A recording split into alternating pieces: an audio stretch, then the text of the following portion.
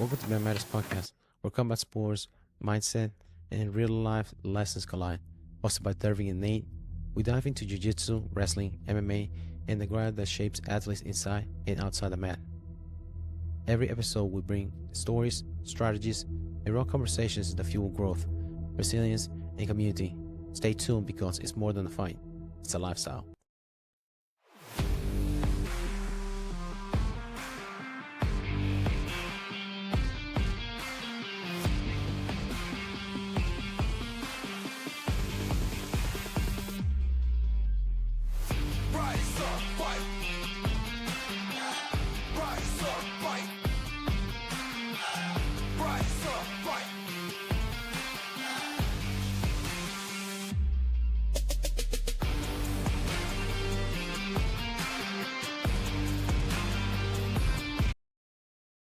What's going on, everybody? Welcome back to the show.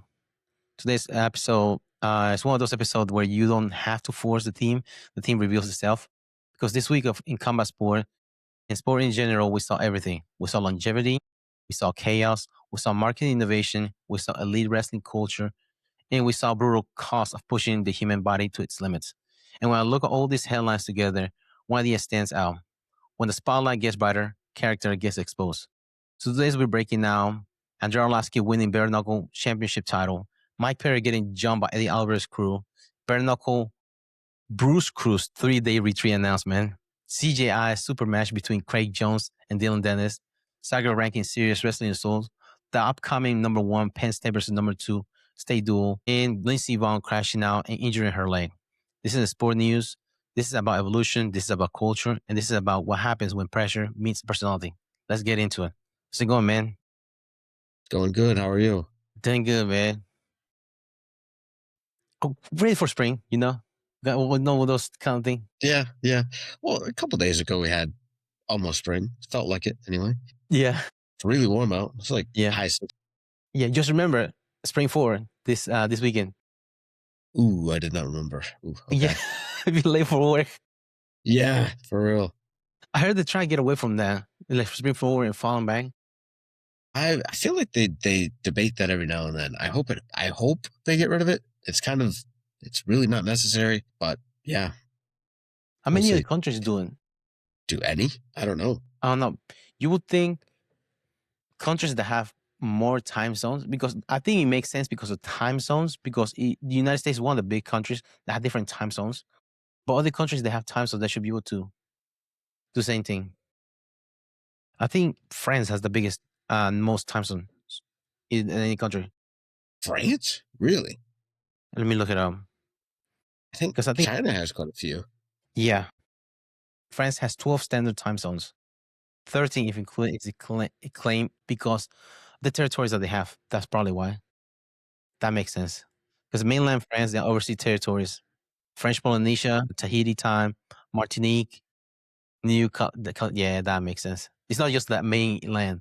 Oh, okay. Yeah, that makes sense. Because France is not that big. Right. That's what I was thinking. It's the colonizing part. That's a different time zone. Yeah. Crazy how that works. This is the fine print. But going into the Arlovski winning bare knuckle fighting. He's over 45 years old athlete. He's been fighting for a while. He was a I think he was a junior champion in a senior level silver medalist for Sambo before he started doing MMA. MMA, he won title. Bare knuckle fighting, he's a champion with gold contention of Triple C of sports. There we go. Yeah, a legit Triple C. That's true. I mean, that's next level. Yeah. Because it's true the change in weight class. Yeah. He's a legit Triple C because he has fought the who's who. Yeah. He's been over 20 years. He's clearly seen some wars. I mean, if you look at his face, I think his nose is more for decoration at this point. I don't think he breathes through that thing. No, he can't. Definitely not. He has no bone, just so cartilage, just holding the skin together. Right. Dude, he survived multiple eras. He's the old UFC heavyweight division post Pride era All those guys came on Heat Herring. They came to UFC. Other MMA because I think he just left the UFC last year. So he's been for over 20 years. That's crazy to think. Yeah. Because he was in Affliction too. He fought Fermalenko. Fermalenko broke his jaw in that event, which is nuts. Experience changed for style. It's like, I don't know if he's less ego, more patience on his part. Because I heard that he always had some tension with some of the camps in which he was training out of. Because he was one of those guys that changed camps during different fights. Okay, yeah. But I don't know if you're going to get him confused with Overeem because Overeem was one of those guys that changed a lot. Yeah. Because he was Black Zillions, he was Greg Jackson's, he was, I can't remember what other teams, because he started, I think it was Glory in Netherlands. But it makes sense he left there because predominantly it's a kickboxing gym. Yeah. So it makes sense. Yeah. What are your thoughts on that? Like fighters jumping around, and because I can kind of see, a gym invests into this guy and then he just leaves. But what are your thoughts on that? It depends. Some gyms are, I know you remember Takedown Gym. You have to give him, I think it's 20% of your purse of your fight. So that makes sense. You want to leave because the more money you make, the more money is coming to your gym. Yeah. You give him the same resources. It's not like you're getting more. You get a nutritionist, somebody rubbing your feet as you come into the gym. You have a hot tub. No, it's the same thing. You're paying more. You're actually owning the gym at that point. Yeah. As a Yeah, champion, no. bring more notoriety to them, but you're not getting nothing different. And sometimes you need better training partners too. You cannot evolve if you stay in the same place, same people. And the only people that you're training with are trial people that are coming there. Because you have high level people. And your coaches, if they're you stick to one methodology of training, the game passes you. That's true. But if you have an open mind, coaches like TriStar, Faraz Sahabi, he's a good coach in kickboxing. He's a black belt on the Danaher. He has his trainer. He has his, not his trainer, but his athletes go down wrestle, compete and train in the blue basement on their hands. So go taking, for example, George St. Pierre, he will go boxing in New York, 5'4" Puerto Rican. They go to the Hensel's, the blue basement. He will take it to Greg Jackson's to train over there. Greg Jackson was helping training. So that's one good coach that, like, hey, if I don't know something, I'll try and give you a good pointer of putting your game together, and we can figure out to make you a better athlete. It's not necessarily, it helps you keep a good relationship with your athlete. And also, not so much like keeping your gym, but also help him evolve, which is what you want to see. It's not, it's on you. That's one thing that some coaches don't. I was talking to one of my buddies, they has a wrestling club, that it is your responsibility for them to get better, but it's not about you. You don't want to wrestle your way. You want to compete and win, regardless of what technique they use. Yeah. Yeah, that's true. So yeah, constantly looking for, avenues that fit certain athletes. I definitely would be the challenge. Yeah. Because sometimes some coaches, they fall back into their identities. For example, a coach, which is considered an arm locker, an arms dealer, and you want all your athletes to perform that way and just finish everybody with arm locks. And jiu-jitsu and MMA, different bodies have to use different technique. It doesn't apply to everybody. Results may vary, which some people may be better. Longer legs may be better on triangles rather than arm bars. People might have to set an upper body, have to do a lower body, like locks and stuff. Yeah, no, definitely. Yeah, just different games. And really, I mean, some of it even comes down to just how people think. It's not even body type at a certain point. It's just some people think a certain way. And it's difficult because you don't want to become an identity. Some technique, and for some reason, I understand. It's kind of like talking to people. If you only talk about a certain topic, doesn't mean and you stay in your lane, kind of. And if you go out of that, you feel like you're out of, not so much out of pocket, but you feel like out of your realm, and you don't want to go that way. But in a sport that everything gets exposed in life, like real time. You have to know all those. You have to cover all your basics. You have to be at least have certain basic of how to do those. Otherwise, you're hurting your athletes. Yeah, that's true. Because you just want to defend your way. Your way is the only way, which is not true. Yeah, no, that's true. I think, yeah, there's probably a healthier way to go about it, Yeah. Yeah. But going back to the leaving the gym and like jumping gyms, it's good to have a good relationship with your coach. Like, hey man, I'm going over here, train over here. I want to get some extra rounds. Like, just keep it open. Also, the coach should be able to be open minded because we don't know everything. As coaches, you don't know everything. You're not supposed to know everything, anyways. Right. I mean, yeah, that's what makes it a sport. Yeah. Yeah, that's true. I do think the relationship with the coach should be in such a way that you could do that. I see me in the forums, this girl that she was talking about that she was training her main gym, that she started training another one. For some reason, timing issues or something. She started training over there. That's what it was. No, it was the timing issue. She didn't have many girls in her main gym. So she went to another gym. They have a lot of other girls compete there and train. And when it was competing time, she competed on her main gym name. And then when it was trying for time for promotion, everybody got promoted. She didn't even get a single stripe at the end of the year. So she like asked the coach, like, hey, man, like, what's going on? Like, oh, we forgot to tell you about it. And then they gave her the stripe during one of the classes when she brought it up to the coach. And then after that, she started training more on the other gym. And the coach wasn't talking to her. They removed her from the group chat that the team have.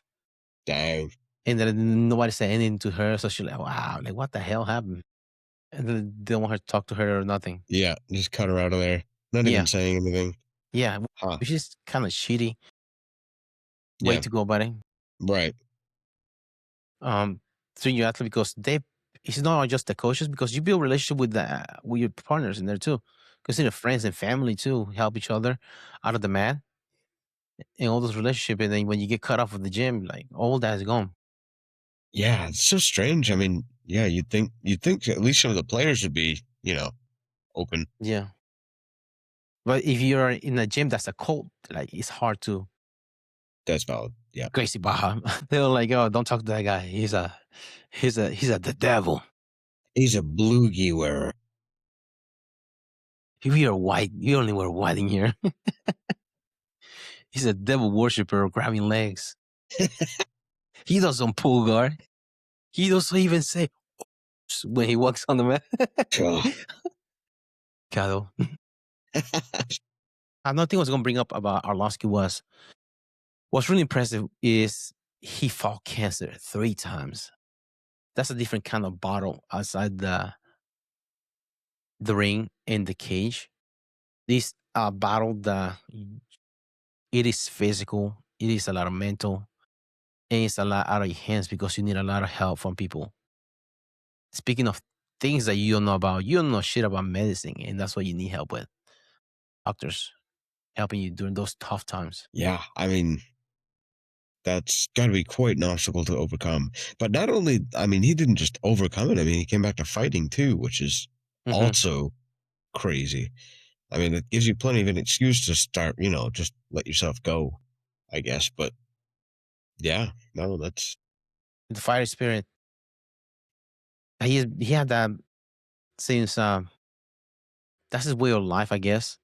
The mentality of a fighter, and it's important to just not be a fighter physically or in the ring. The other fights that you have going on outside there, that you cannot attack it the same way as you would a match. Aggressively, patience, is some sort of way to handle it.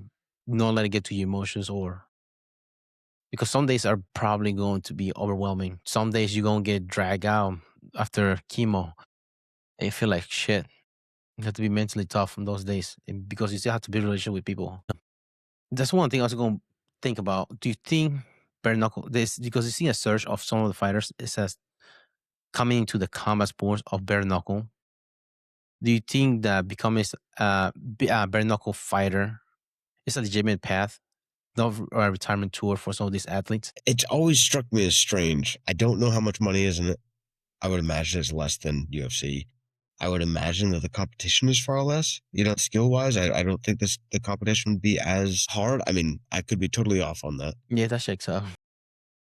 But how hard that is on your body, it seems like a forced retirement kind of path. You know what I mean? That's gotta wear so fast on your body. You know what I mean? Yeah. And the cuts, it feels like you lose years. You think in MMA you lose years? You feel like you lose decades in bare knuckle fighting. Right. Those Exactly. cuts. Yeah, your hands, your knuckles are never going to be the same. They're not going to work very well. If you break them like crazy, you're not going to be able to grip stuff very well later on. You have to brush your teeth with the toothbrush between your fingers. Exactly. It's you can grip it. Yeah, I feel like it's a path to being handicapped when you're old. Yeah, say, hey, you bare knuckle, forget about the piano. You're not touching a piano ever again. Yeah, for real. Yeah, or a keyboard. Nothing. Guitar, forget about it. Yeah. You're not dexterity in your fingers. Yeah. It's a strange path. It seems to be one that a lot of people are taking. Mm-hmm. It also probably does scratch the fighting itch quite well. But yeah, again, I can't imagine doing that as a way to retire. Yeah. Yeah, because like you said, probably the competition is not that big. Oh shit, I forgot. Speaking of competition, you see BJJ is going on right now. It is, yeah. Musumeshi, fighting another trial guy. Aggressive. Yeah. But that's like Craig just was giving shit about. Yeah, it does make sense what you're talking about, because like, how are they so successful? But it's this exception because he went against Ben Rothwell. Ben Rothwell was one of the guys that he was really good in MMA. But I can't remember he was a champion or not. I think he was champion IFC, another organization, but that's the only organization I remember him being a champion. In the other guys that they go in there, you're like, who is this guy? Sometimes it's a power slap guy. It's not really a boxing or another high level caliber former champion type of guy. Mm-hmm. For example, the guys that Romero goes against, he just mauls them. And you're like, who is this guy? I don't know who it is, but the guy's ass B for a vape and a case of beer. The vape was out of batteries, so yeah, it's not charged. That's just that's their painkillers, because I don't think they have medical and they have a healthcare for them. Gee. Do you think is legacy built in your prime, or do you think in your ability to adapt after it? In the case, for example, this case of Arlovski. I mean, it seems like he built his legacy in his prime. I mean, granted, it's not that he's not continuing to build off of it, but yeah, I would say probably it came from his prime, wouldn't you? Yeah. I mean, he broke Team Sylvia's arm. One of the first guy to win by leg locks in the UFC. I think he was knee bar or something like that. He was a lot interesting. I didn't realize that. I think Achilles, because it comes from the Sambo world. It's from Belarus. Boom. He's one of those guys that he was really good. Then he left the UFC. I remember he was fighting in Affliction. I can't remember what other organization he was fighting in as well.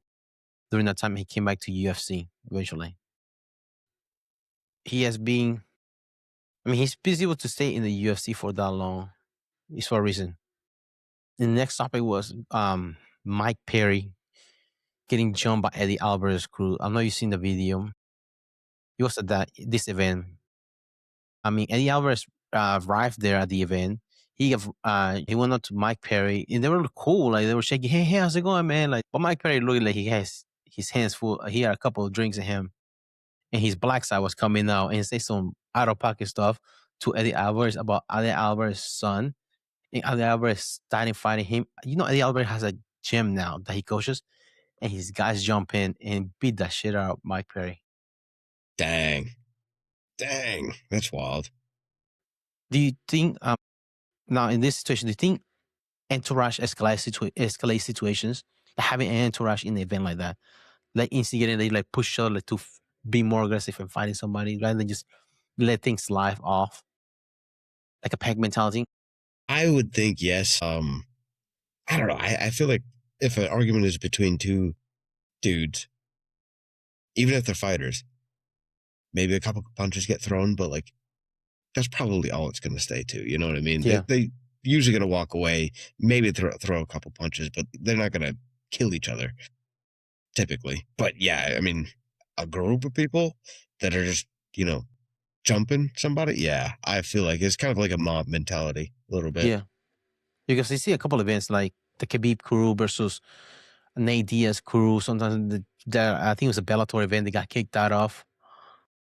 I can remember all the ones.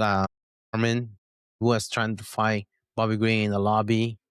Yeah, I don't know, for some reason it feels like having some sort of toxic environment in those groups in which you feel like you have a push into fighting somebody and you don't want to look like a bitch in front of your friends because you're training with them. You know, Right. you feel like, but also it's not a good mentality to have in there. If you hang around those kind of people, because you don't have anything to prove to them. You train with them all the time. You're really good. Right. Yeah.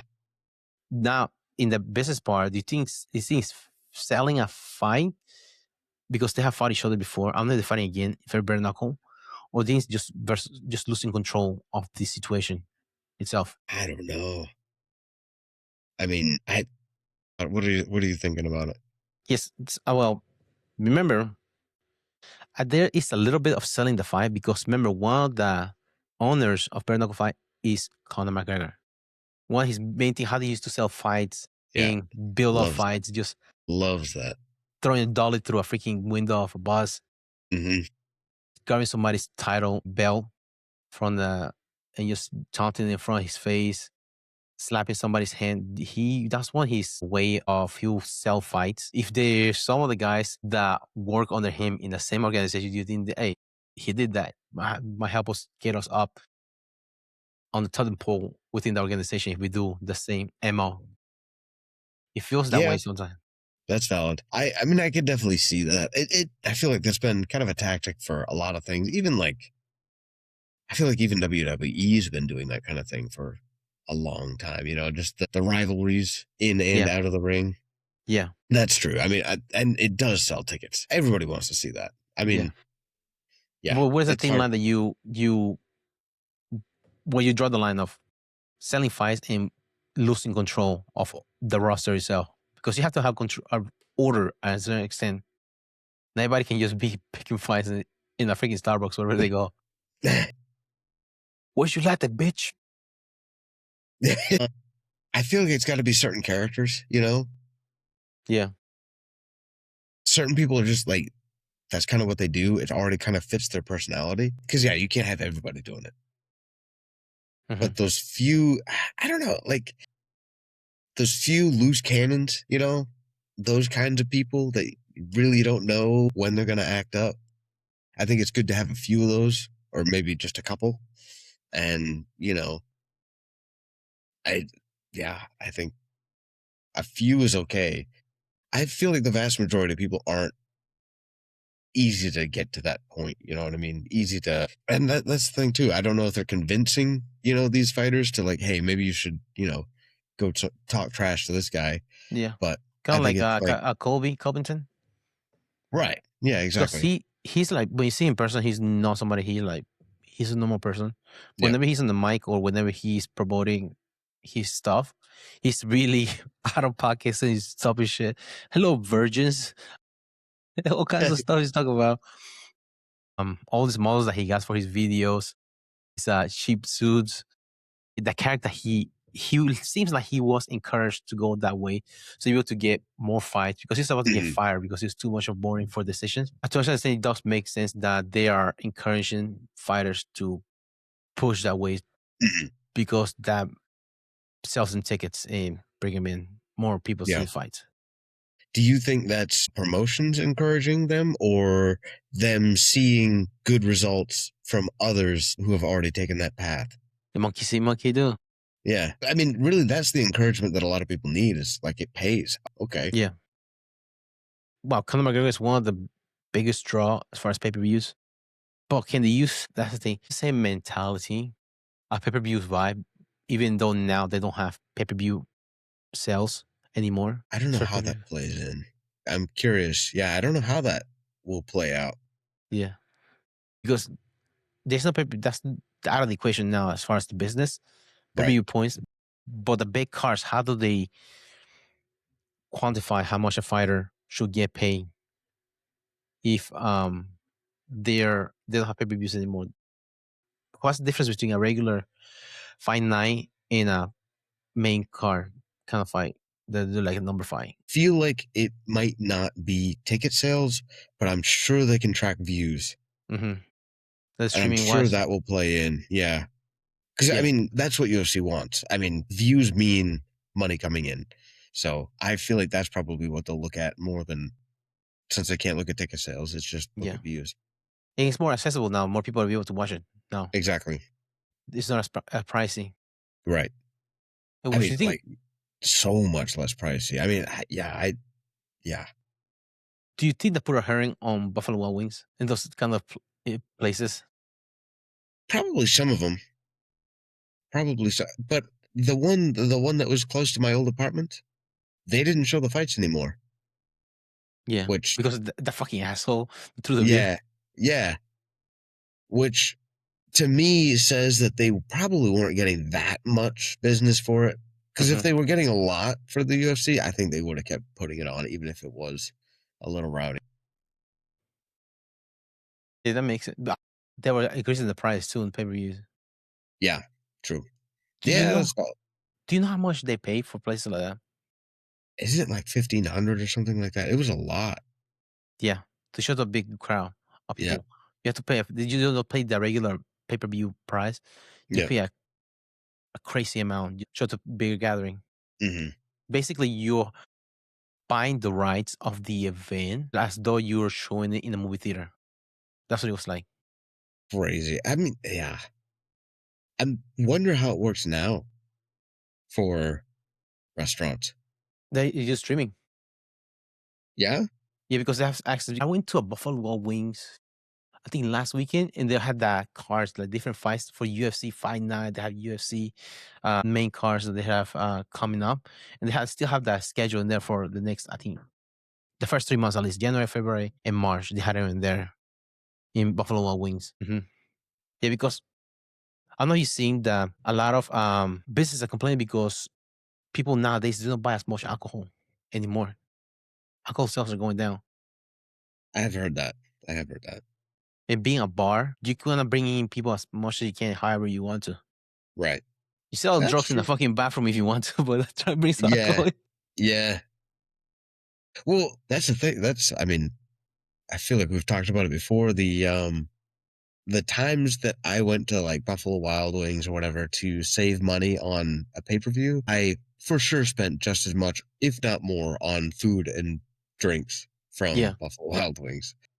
So that using that to bring people in is for sure bringing them lots of money. Yeah. But at least it's an experience too. Sometimes some things you have to spend the money. It is. Yeah. There's some places that, we went over like for example, the one that we went to, it was fun. Like some of the people that were there were like, dude, what the fuck? Yeah. Over there. And like I think was he mad at the Dustin Poirier versus Michael Chandler fight? Is that the one that he flipped out on? Because this is before the main event. That's supposed to be Easy versus Alex Pereira in Madison Square Garden. A car. I can't remember it was that one that he got pissed and he just threw the glass against the wall and just stormed out of the place. That wasn't an Israel Adesanya fight, was it?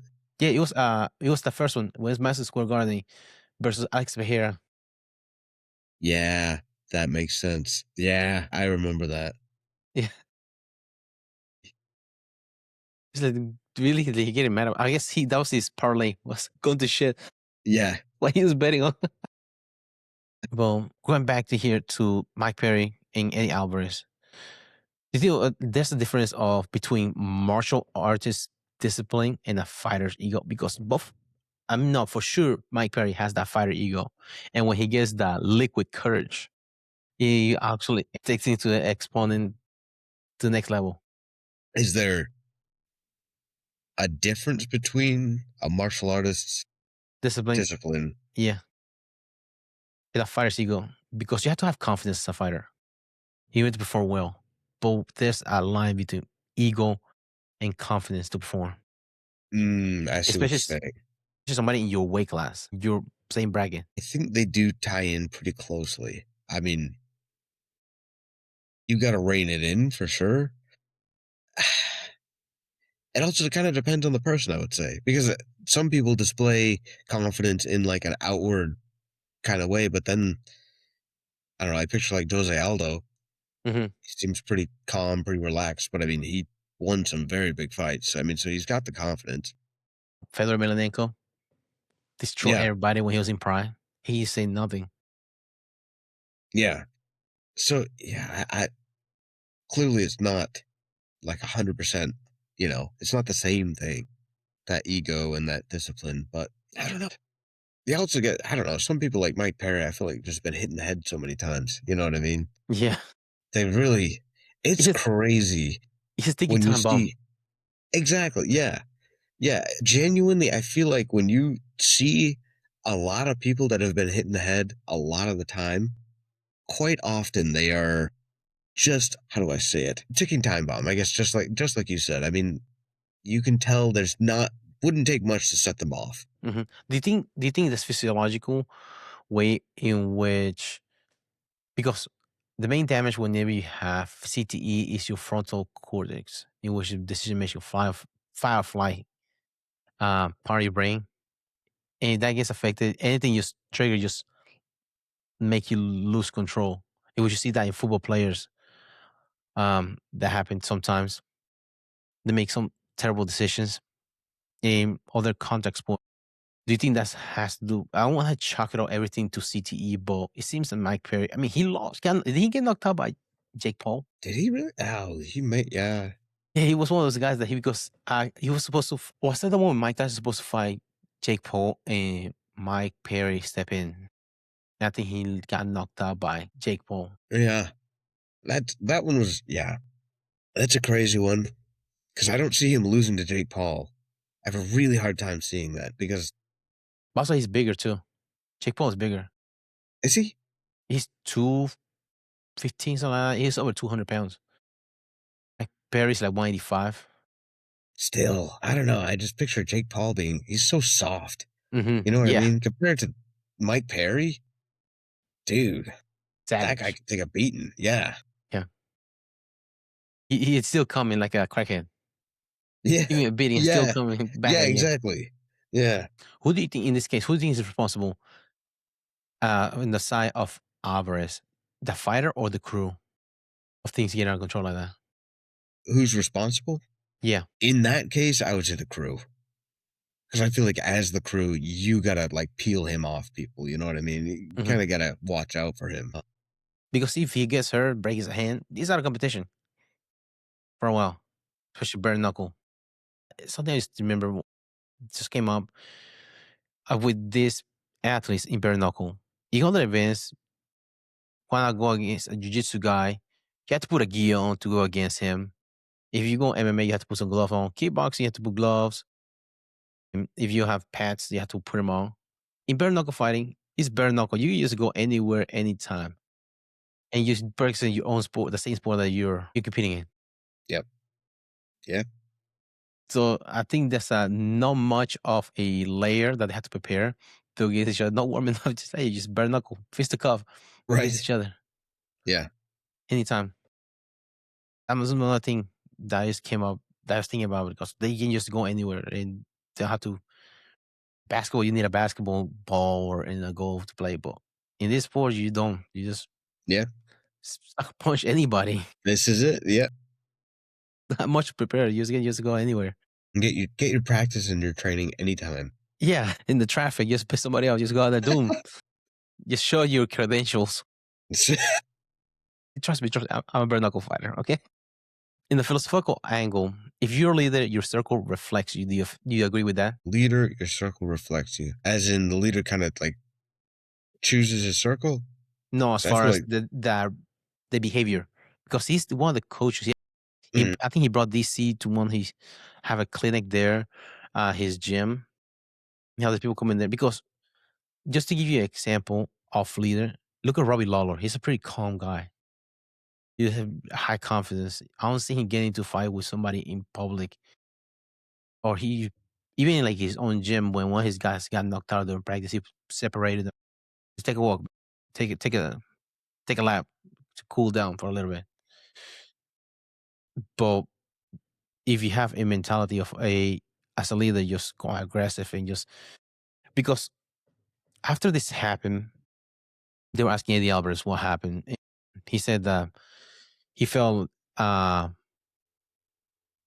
you call suspected by Mike Perry. And Mike Perry said he was out of pocket. He said something about his son. And then when they asked him about his crew, what they jumping, and he says it's like a family mentality. One of the guys is jumping. He said if one of my guys is fighting and the other guy's just watching, getting his ass beat, and then jumping, trying to fight it too, I'm gonna be buying out the other guys for watching. That's what he said. And he said he doesn't have anything to apologize for the behavior of the other guys for jumping in there. He just felt bad that Mike Perry fell down and they should stomp him.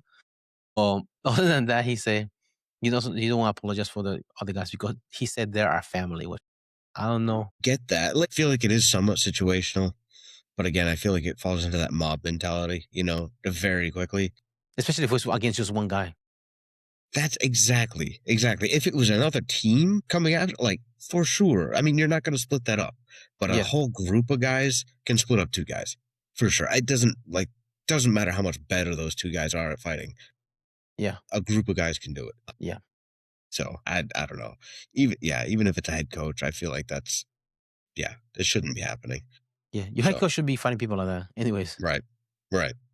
So definitely. The team does reflect the coach. There's no doubt there. Yeah. Do you think if you can control the room, you can control the brand? Control the room? Like, as in you're like leading the room a little bit? Yeah.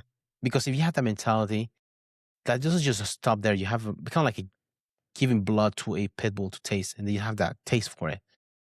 And then just like, you just go aggressive one another within the gym. And then when one guys get out hand, you told them to behave that way. You can get mad at them, pulling them back, like, hey, don't do this. You positively reinforce that behavior. Yeah.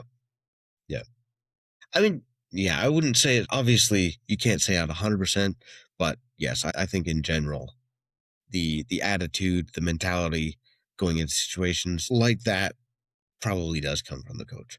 Yeah. You have to control yourself to be able to control somebody else, because you can ask the same principle on other people and you don't practice. You like practice what you preach kind of scenario, especially if they keep becoming professional athletes. Now, with that being said, do you hear about the Bare Knuckle Bruise Cruise? Okay, this is freaking nuts. Your boy Conor McGregor announced it on his page. Let me see if I can share it. It is a cruise that Bare Knuckle Fighting is doing. It's a 3-day cruise, and the fans they're going to be in there in the. Oh, here you go. What? How much fun nightmare is that, fest. Dude? Yeah, no, I don't even want to be involved with that. How crazy is that? A nightmare. If you saw what happened with Mike Perry, his crew, imagine having 5,000 men in one freaking boat for 3 days. I don't want to imagine that.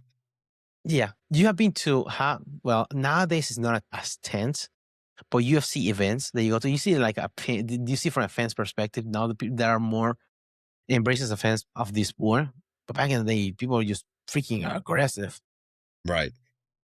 Yeah, I picture that being like the military, but with no discipline. Yeah, the opposite. No control. Yeah. No self-control. Yeah. Just all aggression. Yeah, I can see other promotions doing something like that because it's the perfect, like a fight promotion, like means a vacation package at the same time. And you have, I feel bad for the athletes because they're freaking stuck in there with this crazy motherfucker for 3 days. Yeah. But it sounds, in paper sounds like a good promotion for your fans because they go on vacation with their athletes that they look up to. I mean, I know there's Jiu-Jitsu cruises, but to me, that's a bit more relaxed. There's also not exclusively guys. Yeah. Yeah. I think, I can't remember who is the cruise line that's hosting it? Because Norwegian, I think that's what it was. Because Conor McGregor Really? Yeah. That's funny. Bruise Cruise. Oh my god, sounds so cringy, man. It does. Connor loves that cringy stuff. It's crazy to me. Like Roadhouse. Yeah. My gosh. He loves it. Drinks that in. He's still a character to this day. Yeah, exactly. Yeah, he never stopped. He's sailing from Miami to Bahamas. And they're sailing to 25th, 2027. His Norwegian cruise is the. Ooh, I feel bad for that for cruise line. If I was the captain, I'd be like, I'm just gonna sleep in the main thing. I'm Yeah, not going to a room. dude, there's no freaking captain's dinner in that freaking cruise at all. No. Just a bunch of Absolutely. guys show up with tuxedos with no sleeves. I see you there. Or just freaking lumberjack shirts, no sleeve either. Yeah. Or actually, the main uniform is freaking wife beaters. Yeah. The whole crew, all of them. I mean, you get a wife beater with BKFC written on a Sharpie with a Sharpie. That's their merchandise. The merch for the cruise, Bruise Cruise 2027. Because I mean, other than you said they have BJJ camps, immersion camps that they do. I think, for example, Origin has their own during the summer. You have Fighting Expos for the UFC. They have International Fight Week during that first week of July thing. You have other, well, the influencer fight events in which, for example, Jake Paul. But this would be good if it was another kind of organization hosting it. Because this, dude, there's not going to be no water in that front. It's just beer and monster drinks in there. Actually, no, it's Prime. That's what we'll be drinking. Not even Red Bull or That's right. Monster. It's just going to be Prime and beer. That's right. And also proper 12. Yeah. You get punched if you refuse a shot. Oh, yeah. Back on the market at the bar. The older you are, the better. Yeah, exactly. Because that's what trying to make up their sales numbers in the beginning of the year, next year. Proper 12. Yeah. Do you think is the future of community-based fight experience doing that kind of events? Like a cruise? Is this like a community-based fight experience? Because it sounds like great if it was another organization doing not like was a PFL. They have only backing for it. Be able to host something like that.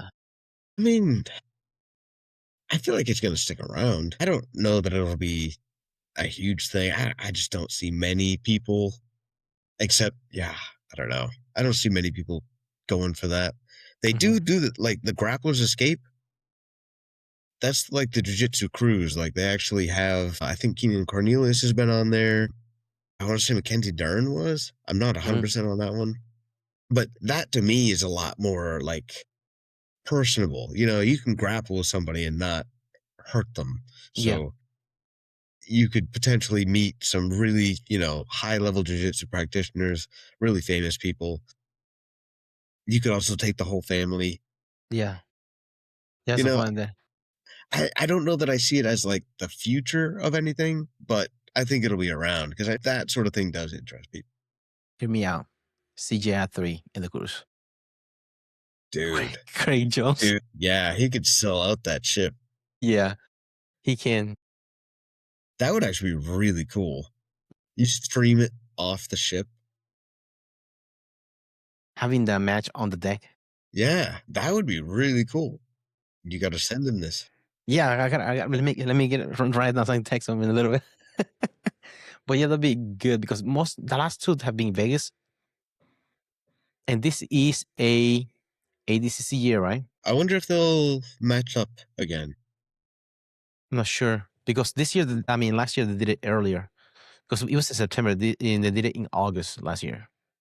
Yeah, because I hope they don't. Yeah, I hope they don't do that because as much trash as people talk about ADCC during that whole thing, I do like to watch it. You know what I mean? Yeah. And that weekend was like, there was so much going on. It was hard to watch everything.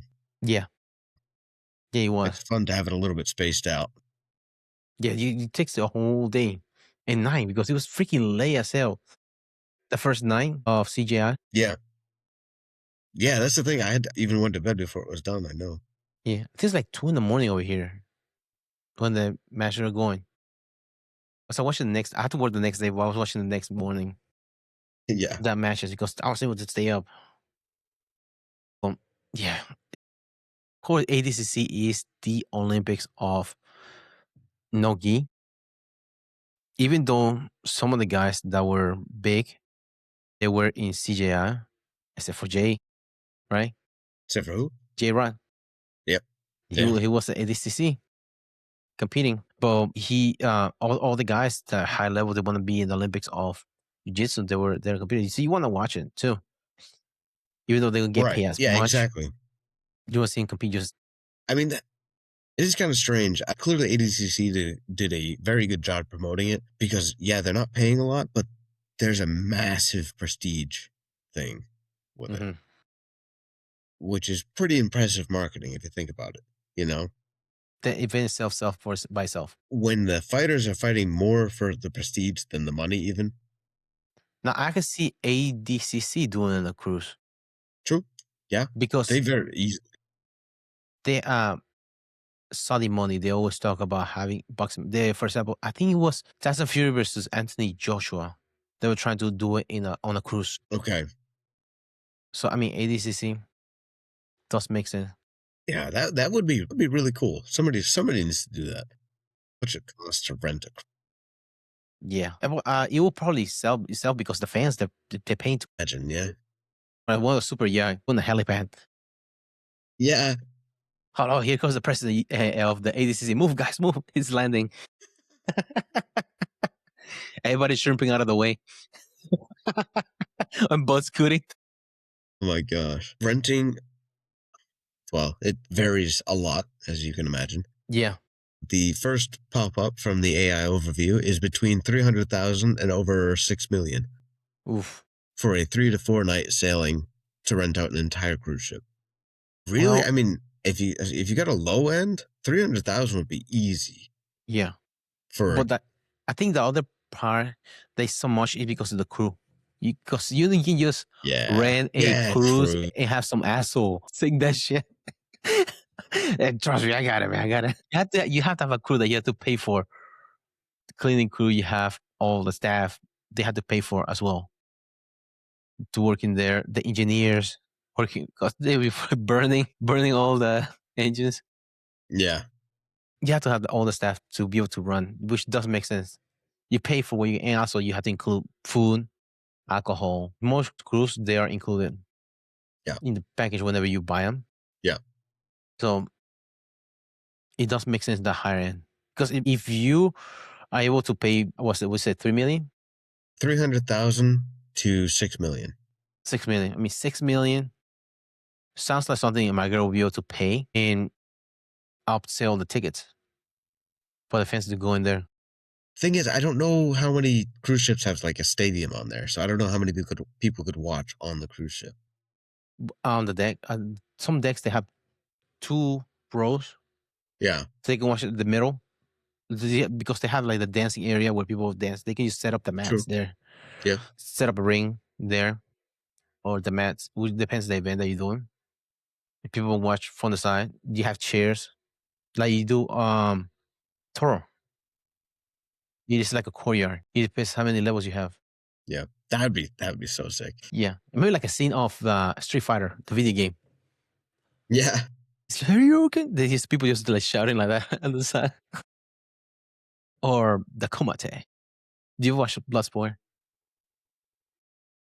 That's like that forbidden tournament that you go into the woods. It's nuts. People that are going over there. As the Komate. Fight to the death. So people used to have a lot of bullshit stories about that shit. They used like, yo, I used to, my hands are raised there.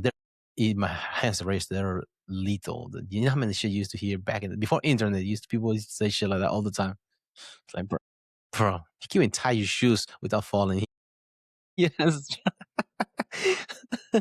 Raised are stupid, that's what it is. Though, CJI, I saw that, I don't know if it's true or not, for the super match of next CJI 3, they're going to be Craig Jonesy versus Dillon Danis.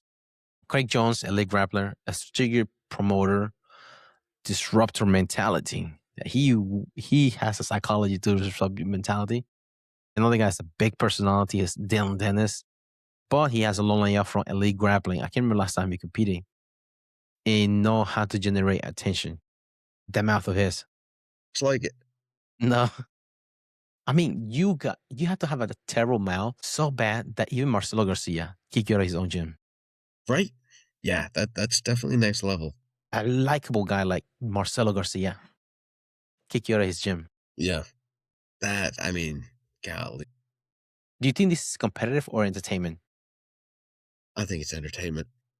Because Craig Jones, even though he shoots the shit, he always thinking around and stuff like he's always training.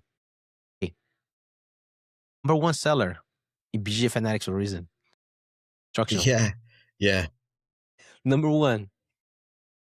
And he has a number one hater that's still promoting him without him knowing. It's so funny. Oh my gosh.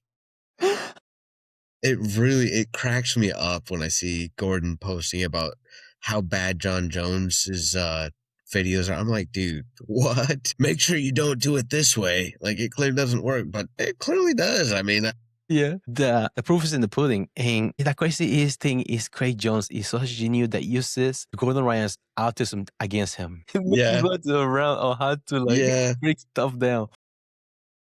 Like, the Craig Jones genius is what you go infinite. Do you think that grappling needs this kind of personality to grow? It certainly helps. Mm-hmm. There's no doubt that it helps because he's grown it a lot. How many views he had in the first CGI itself, and he was competing against ADCC at the same time. Yeah, that's crazy to think about. Because it's a small market. Not a lot of people watch grappling or jiu-jitsu. Right. And for them to have that many views to a brand new event, they're going against the Olympics of Nogi Jiu-Jitsu. It's able to have that pull in marketing. Yeah. I'm trying to think of anybody that's been as good at promoting, good at entertaining as Craig Jones. I really don't know. I can't think of anybody even remotely like him, actually. And he put in the time. Goes to freaking Ukraine to get money for CGI. He almost get blown up or get shot at for digging around, shooting bazookas at a freaking car and get the military calling him. Almost got an airstrike landing on him for that shit. Hey, for the fans, man. Do it for the gram. Yeah. And it was a terrible idea whenever that guy that he went there for was one of the heads of a local, I guess like a warlord. And whenever it was time to go the tour, he sent somebody else instead of himself to show him the area. The head. Fun. That's not good. I'm definitely dying. He doesn't trust this. I don't think it's a good idea to go. And that's part of his fundraiser that he did for CGI. Allegedly. Allegedly. Yeah. But yeah, this personality and he's nonstop working his brand in which is out of pocket sometimes. And it works. Yeah, it really does. That's kind of the thing too, is like he's untouchable. You know what I mean? Because you can't say anything that's going to insult him. He makes fun of himself all the time. Yeah. So, yeah. Yeah. That's why I piss off Gordon all the time. Yeah, exactly. Yeah, Craig Jones doesn't take himself seriously, but Gordon tries to take everything seriously. But it's so easy to insult him and so hard for him to insult Craig. Do you think that's what happened when you have a fragile ego that's easy to insult? Yeah, I mean, that plays. Yeah, I'm sure that's a big part of it. Because you have a good control in a certain aspect as far as grappling, but you have a fragile ego personality in which you like things like to an nth degree. Whenever you're like, oh no, I'm gonna show the whole world how terrible you are in my realm of jiu-jitsu. Oh my God, yeah. Do you think that we are entering into like a WWE marketing era of BJJ? For example, for like this type of match, Craig Jones versus Dillon Danis. Consider Dillon Danis has been competing for a while. I guess I don't know enough about WWE to really make that comparison, to be honest. Because it doesn't seem like they're competing like he brought Shelson and just had a win for competing. He was trying to bring Gable Stevenson, in which he didn't have much grappling experience. He backed out of it. And now you have Dillon Danis, a guy that was really good at grappling. He had a feud with Gordon Ryan. I was saying the enemy of my enemy is my friend. And now they're going against each other competing. It'll be wild. I'm just saying, it'll be wild if Dillon Danis' coach is Gordon Ryan to go against Craig Jones in CGI 3. That would. Yeah, that'd be pretty funny. That's how much he hate Craig Jones. That's how much I hate that he will have to versus Craig Jones. Yeah. Do you think CGI is challenging ADCC structure if they go against each other this year again? Considering For they have sure. considering they have bigger paydays for grapplers and changing economics of Jiu-Jitsu grappling. Yeah. I mean, I feel like that was really like the foundation of it. The first one was challenging ADCC structure. Yeah, because the champion get $10,000, and just for you showing up, you get $10,001. And the winner of the whole event get $1 million. $1 million man. So, yeah, I mean, that was definitely the objective there. And I mean, I haven't seen. That's the thing. I mean, I don't know if there's enough money in most of BJ to support that with many other competitions. Unfortunately, you know what I mean? Because I don't think I've really seen many changes as far as athlete pay in jiu-jitsu. Have you ever heard of Premier Grappling something league? Mm-hmm. Have you heard of them? Yeah. Yeah, they have been going for a while, but they haven't been as. Doesn't seem to be as big. They have free matches on YouTube, but I haven't seen them get as big as CGI. Consider they've been doing for a while. I want to say 6 years at least they have been doing it, but I haven't seen them get that big as CGI. I don't know if it's pay wise for the athletes or not. It's kind of. I mean, I feel like that's why the first CGI went so well was the pay. I mean, so many good fighters left ADCC for that good pay because they actually had a chance of getting it.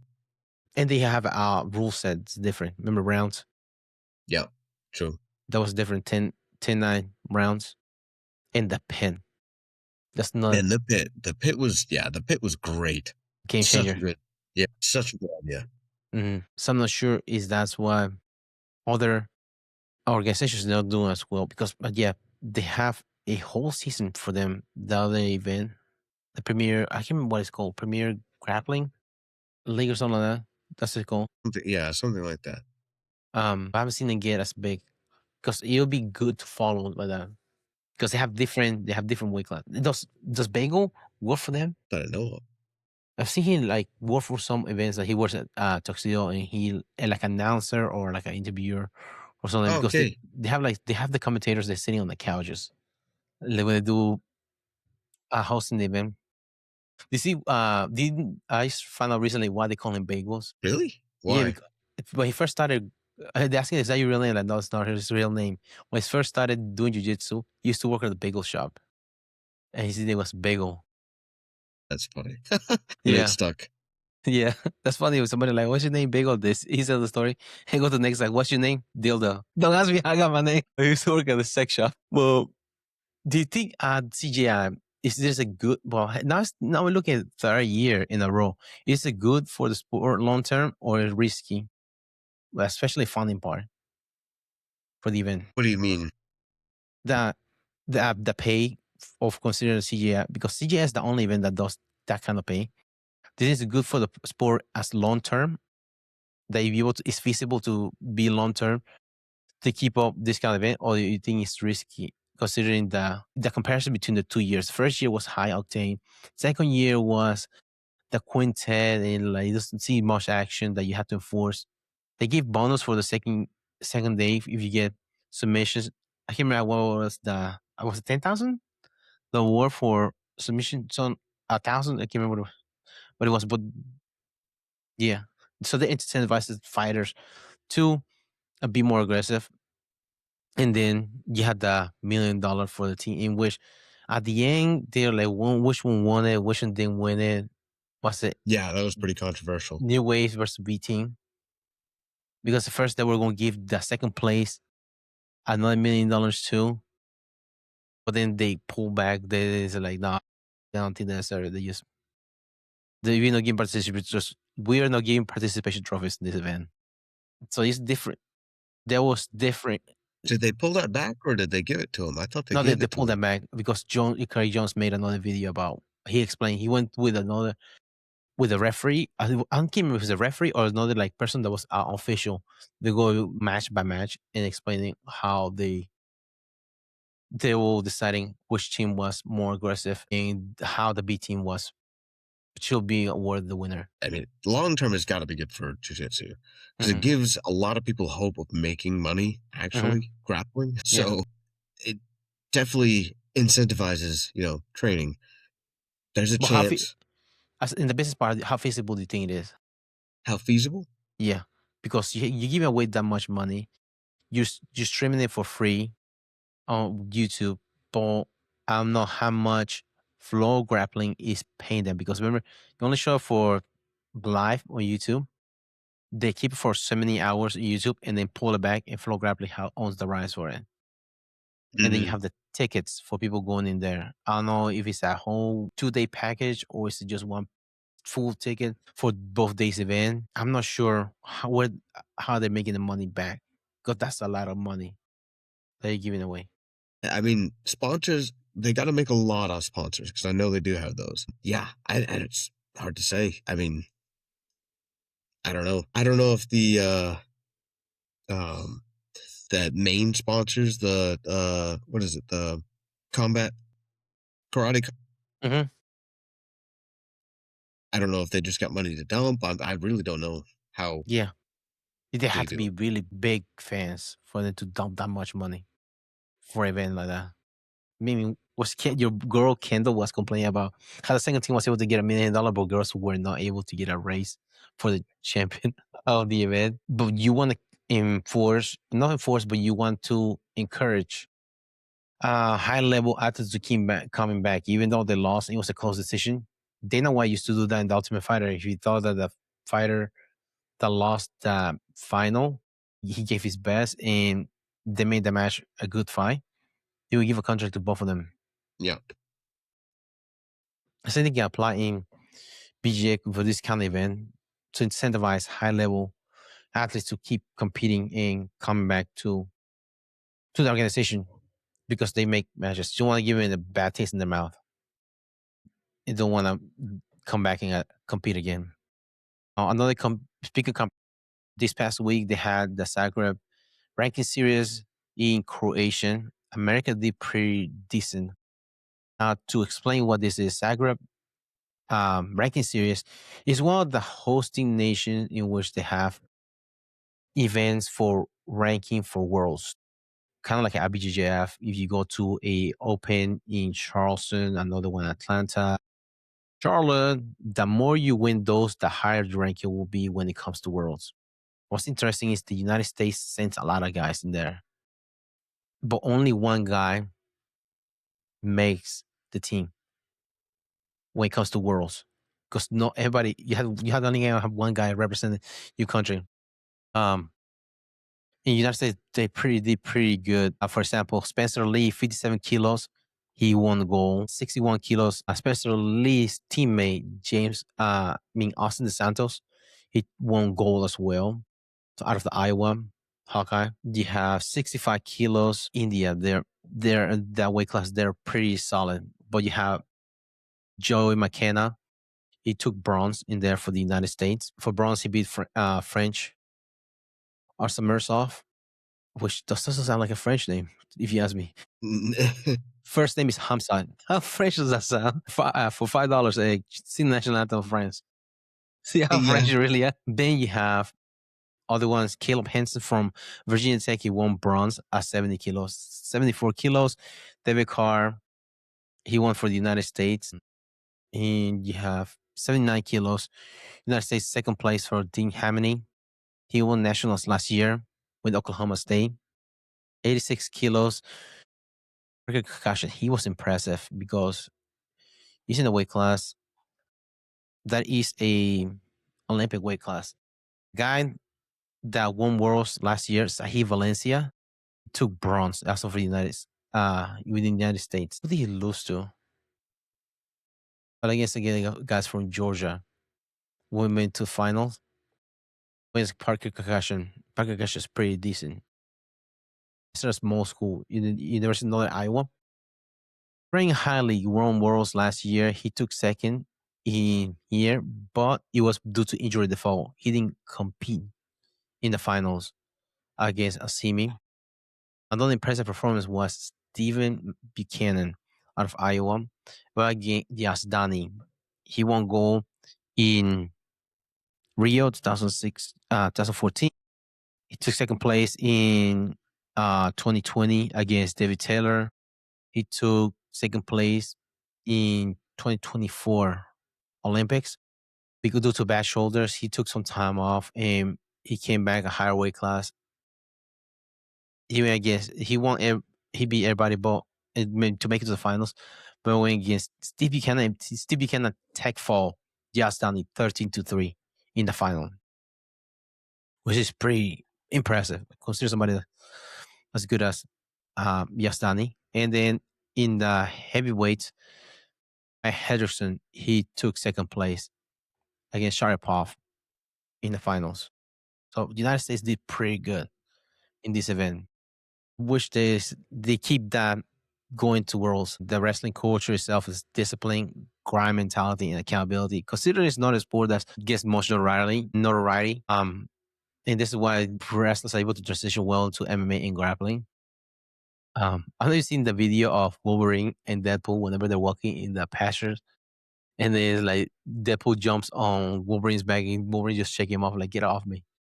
It's like whenever you convince your wrestler friend to do jiu-jitsu, like stand up for you, just like, fuck yeah, here we going. Do you think wrestling is still the most dominant base grappling wise? Because not just the takedown part, but also the mentality, the grind and discipline within the sport. Yeah, no, 100%. And the pace. Yeah.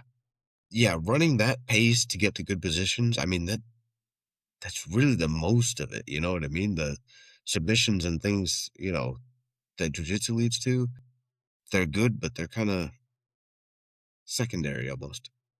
Yeah.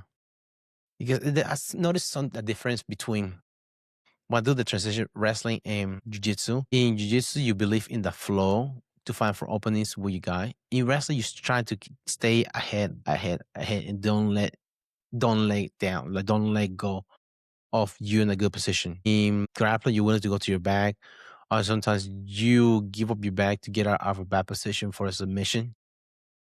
If you have somebody have your arm, but you just give up your back, so they won't be able to finish the boss. You're in a bad position as well, so you have to find a way to get out of there, get a sweep of some sort against somebody. That's something I noticed between the two sports themselves.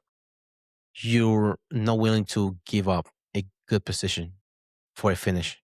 Now, speaking of wrestling, Penn State, Ohio State this weekend. We have a lot of matches for high ranking. Let me look up because I think 125 is it 125? Let me look it up. It's the name. So which guys do you have as far as ranking? I mean, 174 you have Levi Haynes, which is a number one in the country. I think I can't right now. Yeah, Mitch Messenberg. I don't think he has a tough opponent because Messenberg is two-time finalist. He only has one loss. His whole career, and that's national finals his freshman year against a guy that doesn't wrestle anymore in college. And so he owns that field. So we have 174 Levi Haynes number one versus Carson Karshla. He's Russian. He wrestled for Ohio State. Levi Haynes. He's a two-time finalist, and he's a three-time All-American. Freshman year, he lost the finals against Austin O'Connor. The year after that, he won it. I can't remember who he won against. And then last year, he lost in the semis against Dean Hamilton for third place. Then you have Another one is Luke Littlehall, number 1 at 125, which is considered Penn State curse weight class. They haven't been able to win that. They have won nationals in all of the weight classes except for 125. That's the only one they haven't been able to win nationals. But they had number 1 Luke Littlehall for Penn State versus Nick Busakis. He likes, and then you have Marcus Blaze, number 4 for Penn State versus Pentavino, Ohio State. He likes to cradle everybody. Penn. He has done it to high level guys. Nick Feldman, number 3 versus Cole Mirasola. I think he's 12 now. He's not number 8 anymore. A heavyweight. Yeah, PJ Duke, number 4. He's the one that pinned 4-time national champion out of college, while PJ Duke was still in high school as a senior to make the world team. Disrespectful. He's number 4 versus Brandon Cannon out of Ohio State. High pace guy. Another one that I'm looking forward to is Rocco Welch versus Dillon Fishback. Rocco Welch wrestled for Ohio State and he transferred to Penn State after he took an injury, medical pressure. And Dillon Fishback used to wrestle for NC State for 2 years and he transferred to Ohio State. So it'd be interesting how those two they go against each other. Fishback, he just won a close decision against Arnold last week. So it'll be interesting how they go against each other in this match. And we'll see how much dominant Penn State is because they have been the culture, the recruiting, and the culture philosophy has been top notch as a team. The formula for success is all those things together. Can dominance sustain long term? They have the record right now for the most wins by the most duels win. I think it's 90 at someone. So they haven't lost since 2021, I think. The last they lost. This nuts 2020 or 2021 thing. And they're going to get Ohio State. Ohio State has been doing pretty good too. They have good leadership systems, accountability environment. They hold each other accountable in their room. They have said if you can make it into the starting lineup at Penn State, you can become a national champion. Because you have a lot of guys that are national champion, guys that were national champions that are in the senior level competing internationally, and you have world champions in there that you train with. So you can make it as a starter there. There's a pretty good chance that you to become national. Something. Yeah. Where else do you see that in Jiu-Jitsu to be able to do that? Other than Atos, right? Of course. What can you do? One gym that's... Mm-hmm. Because even Pentagon in Nogi, they're pretty good. And that's a gym that was not known as much before the pandemic, right? I remember them before the pandemic being they just blew up, and they hold each other accountable too. As a gym, accountable. They hold each other accountable. Yeah. You step out of line like wilts, you're out. Right. Yeah. Rightfully so. Yeah. But you can't keep that. Now switching gears to Lindsey Von's, it's a different sport now that we talk about. Lindsey Von's crashing leg injury, like the wrist at elite level, the high speed wrist sports like judo skiing, a pro reality of competition, an athlete pushing the limits despite injury history. How many people do you know that have done that? That being injured still compete. When do you think that competitiveness becomes self-sacrifice? You can really draw that line because it becomes self-sacrifice when it doesn't work, but it becomes grit when it does. You know what I mean? Yeah. It's kind of what it feels like. Because everybody's like, oh yeah, like that's so cool that, they push through like that and, won. But if they fail, then it's like, oh, I can't believe they, took that risk. So it's really hard to draw that line, I feel like it really comes down to the athlete and hopefully a coach or somebody. Yeah. Because they have to live in their body for the rest of their life. It's not the fans, it's not the sponsor, it's not your coach. You're the one that has to live the rest of your life in that body. And then some people don't know where the line is sometimes, which makes it sad. They keep pushing through. And that's a valid point that you said about if it works, it's admirable, but if it doesn't, you're dumb for doing that. On the mental side of returning after injury, you have to be smart about it because some injuries are different than others. Some are more mental than others, would you say? Yeah. Oh, yeah. Definitely. Hard to. Yeah. Do you see her leg after surgery? Yeah. She made a post yesterday about it. Let me share this picture of her. Do you see this right here? Yeah. That is what is called a external fixator.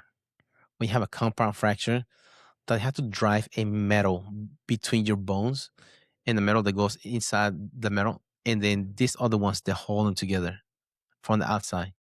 So you bone schedule to heal from the outside. And it looks like right here, it looks like a big opening that she has a wound back of some sort. You want to heal the injury. That took her shit out. That looks painful. This surgery number 3, by the way. I believe it. I mean, if it's as broken in as many places as it looks like, I can only imagine. Yeah.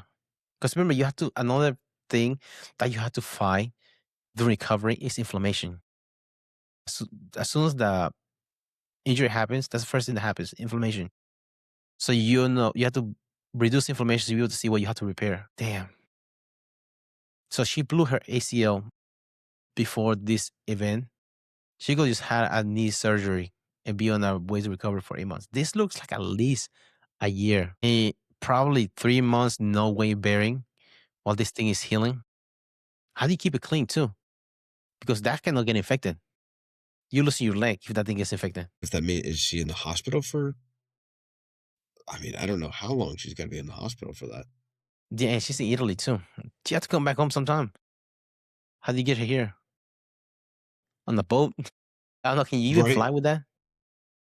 I wouldn't think so. I You mean, can't bend your knee. right. How do you sit in a regular plane? Yeah, she's not fitting in economy. No, for sure. Sitting on the floor next to the bathroom. Yeah. But that's gnarly. Frankenstein leg. But you only get so many chances at the Olympics. So that's Yeah. probably why she pushed, if I had to guess. Yeah. At 41 years old. Yeah. I mean, I don't know if she's been to the Olympics before, but, I mean, she probably considered it to be one of her last chances to, attempt gold. Mm-hmm. In which case, it's really hard to blame her. You know what I Yeah. mean? That's Yeah. a high risk, high reward. Yeah. Do you think greatness always a tied to risk? Yeah, I think it's got to be. Otherwise, there's no reason to admire it almost. You know what I mean? Yeah. That's the reason that they're considered great because not everybody's willing to push that far. Do you think what's the point of diminishing return as far as longevity versus short-term glory? Say that again. I'm sorry. What's the point of diminishing return for athletes regarding longevity versus short-term glory? Because you can only do this so many times Yeah, as far I as mean, injury. I feel like that's kind of one of those ones that depends on the athlete and how much it matters to them. Yeah. In legacy, at some certain point, they value that more than the short-term either reward or punishment that they'll get for competing. That's the cost of chasing greatness. And I think some of it can be pretty hard to know for the athlete, because we've all done stuff, to our bodies that as we age is like, wow, I can't believe I did that. That really messed me up. But at the time, you don't really realize it. Yeah. Yeah. You realize it was too late. I Yeah. don't, that was a terrible idea. I should have pulled this one back. Yeah. No. I shouldn't have jumped off that thing. My knee really still feels that today. I Stuff like shouldn't have that. gone slip and sliding with my friends and blow my knee back, slipping on soap. Yeah. I shouldn't have gone to that PDD party. Too much oil on the floor. And sometimes it depends. Different people, different folks, different Yeah. strokes, right? Yeah. Yeah. But dude, do you think? Well, you said it. Elite performance lives right next to disaster. That's why so many people admire so much. I mean, a lot of it's just, in I guess a weird way to put it is like seeing what the human body is capable of. So you're pushing it to the limits. Yeah, push it to the limit. You have to, especially in an era in which people are so used to doing things that seem to be impossible. Like I was telling my wife how I remember the first time that I've seen Tony Hawk do a 900 in a skateboard. It's like, oh, it's like mind blowing. But meanwhile, you see kids in the regular, you can just do it like it's nothing. Right. And like running the fastest miles. Mm-hmm. What was it like? I think that people used to think that running below a 5 minute was impossible for the human body or something like that. Mm-hmm. And now people do that on the regular in 5K. Yeah, dude, speaking of that, I saw a guy, I think before yesterday, he was running uphill with skis, sub 6 minute mile. Oh my God. Yeah. I'm like, how the fuck? You have no ankles, range of motion. How the fuck are you running uphill under 6 minute mile, under 6 minute, sub 6 mile speed on snow? Not just flat terrain, on snow. How's that possible? I don't know. I can't do that normal. No. Downhill. Rolling. Have you seen that? Do you watch Super Bowl commercials? Speaking of rolling. Dude, one of the commercials was a wedding, had somebody they had a cake and the cake rolled down the hill, and they had everybody in the party rolling down the hill like the run of the cheese. Cheese, yeah. It was hilarious because they had Post Malone, Shea Gillis, Peyton Manning. No way. That's funny, man. It was hilarious. There was an old man that just stood up and he just got wiped out by somebody rolling down, blew his knees out. I gotta see that video, man. Dude, that was freaking hilarious. It's like run me on the run of the cheese. Oh, yeah. But I don't have anything else as far as for this week other than just rewind, Arlovski longevity, prairie situations as far as emotional control, the Bruise Cruise, business evolution, maybe for another band and not so much for Bare Knuckle, Craig Jones versus Dillon, personality era, and Zagreb and PSA versus OSU, which seems like a pure discipline as far as sport within like collegiate. And let's even on the cost of elite risk in the Olympics, going for greatness. Do you want to close out? Yeah, thank you guys for listening. Hope you enjoyed the episode. Give us a listen on Spotify, Amazon Music, YouTube, iHeartRadio, iTunes. Give us a follow on Instagram. Let us know what you like, what you didn't like. Thank you guys for listening. Thanks for tuning in to the Mad Matters podcast. Don't forget to subscribe and follow us on Spotify, Apple Podcasts, iHeartRadio, Amazon Music, and YouTube so you never miss an episode. Drop us a review, share with your training partners, and keep rolling on and off the mat. Until next time, keep fighting, keep learning, keep growing.